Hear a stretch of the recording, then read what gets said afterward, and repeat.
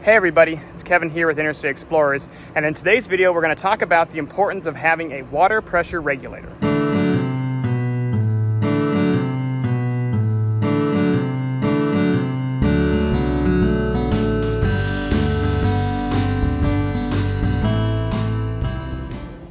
So right now I'm in beautiful Branson, Missouri.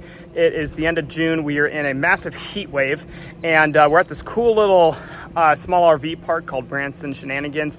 It's on this hill. As you can see, it's actually fairly empty. We're at this lower kind of part of their campsite. So really cool RV park with some really cool hosts. We really like it a lot.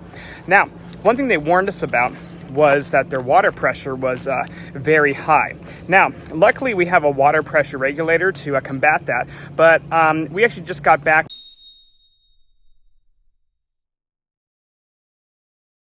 We just came back to kind of a mess, and I just want to talk about why it's going to be important that if you don't have a water pressure regulator, that you get one right now.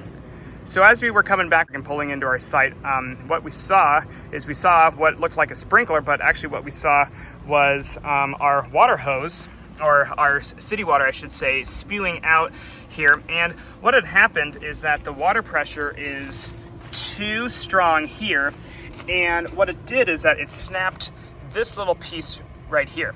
So this piece snapped, and this piece was feeding into our filter, which was feeding into our regulator, which was feeding into our hose that went inside the trailer.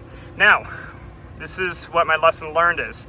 The water pressure was not regulated first. It went to the filter first, then to the regulator. So I need to put regulator first, then filter, because if it was regulated, then it wouldn't have burst off like it just did. One final thing that I actually learned last night about the water pressure regulator has to do with the tankless water heater. So what had happened with this tankless water heater last night is that I didn't quite have the pressure set correctly on my water pressure regulator, so the pressure was too high going into the trailer.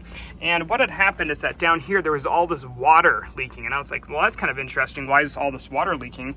And then so I looked inside it, and then there's this tube right here, and this tube just kept spewing out water, and then, like I said, it was draining down here. So if your water pressure is set too high, then this tube will just drain all the excess water because the water heater is getting too much water in it. So to make sure that your RV is performing well, you're just going to want to make sure that you have a water pressure regulator, because I wish I could show you over here, but this was coming out so fast, and you don't want that fast water just going into your RV. It'll destroy your pipes and all that stuff. So just make sure that you have a water pressure regulator.